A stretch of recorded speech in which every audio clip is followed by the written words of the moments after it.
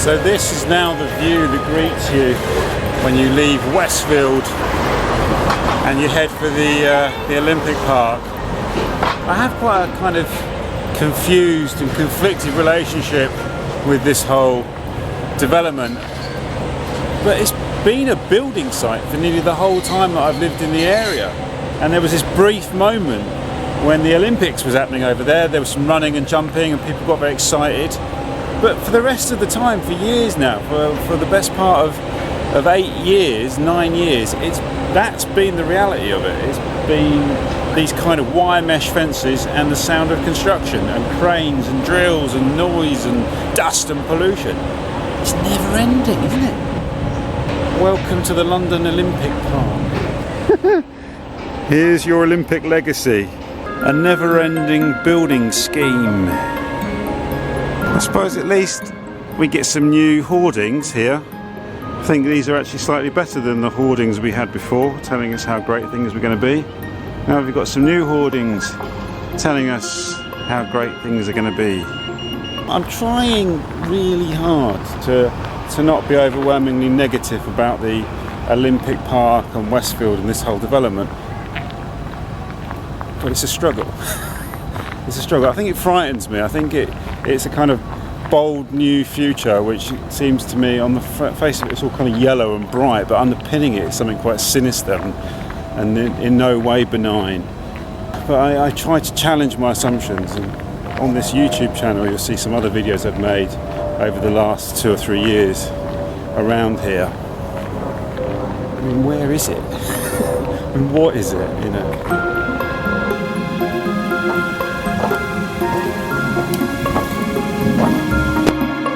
That's quite good fun.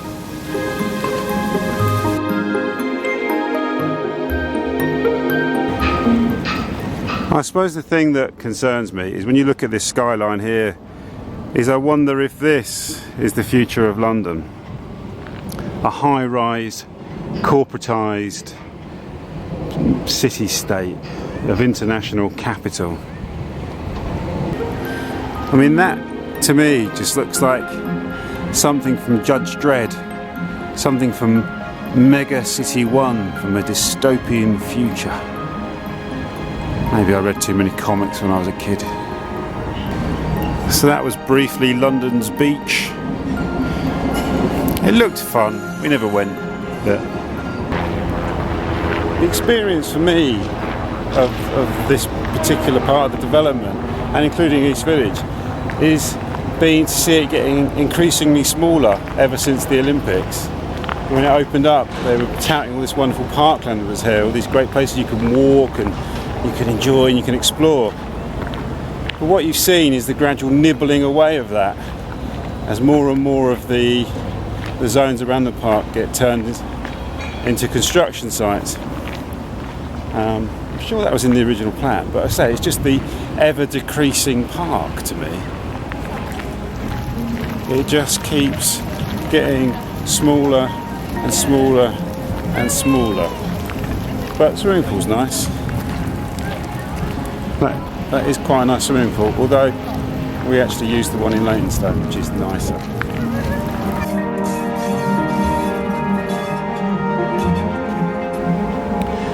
This wire mesh fencing is kind of the emblem of the Olympic Park for me. The negated thoroughfare, the keep out sign. I'm trying really hard to be positive, and yet I keep coming back to these kind of things that really annoy me. And of course, our beautiful River Lee, which I believe they have cleaned, so that's a really good thing. But it's unfortunate that you're not actually allowed to use the river, which seems like a missed opportunity. Wouldn't it be great if they encouraged and facilitated water sports here, kayaking and boating? But that's forbidden under the bylaws of the park, unlike the rest of the River Lee, which you do have access to.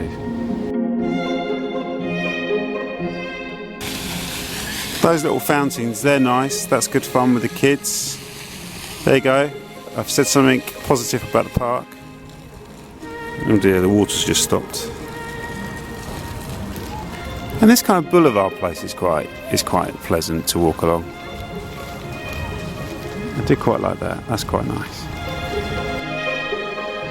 This is a bit more like a continental park, isn't it? The kind of parks you find in sort of Paris and Rome, I suppose, which is mostly kind of gravel and concrete rather than grassland. So London parks are really green and grassy, but the Olympic Park is curiously lacking in grass. You get these little patches like that.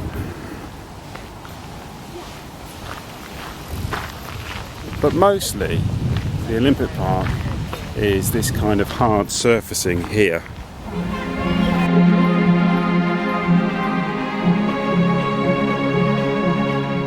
It's a place I think you're meant to kind of pass through, or maybe come to and get an ice cream up here and sit on a bench. It's not really a place I think you would spend lots of time.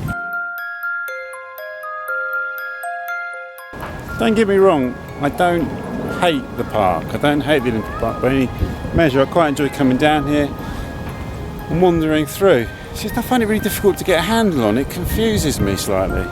And it frustrates me, the way it's sort of really fractured. You know, that could make it a better place to explore, could make it more interesting. The fact that it's not just a great big wide open space. This is quite a nice walk here along the river. I can't actually accurately remember the name of this river. I think it might be the City Mill River. It runs past the Olympic Stadium. There are a number of watercourses that run through the Olympic Park. The principal one, of course, being the River Lee. And then there's the Lee Navigation, which is, I suppose, a branch of the River Lee. The City Mill River is the Channel Sea River. There's another one as well.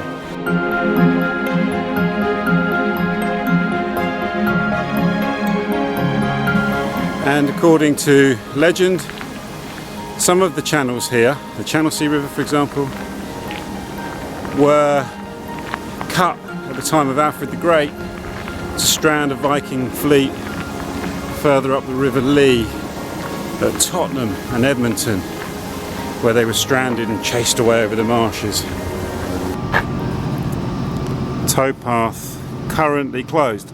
I don't think it's been open since they started building the Olympic zone in the Olympic Park. I think this towpath has been closed for the best part of 10 years. It may have opened briefly during the Olympics. Freedom!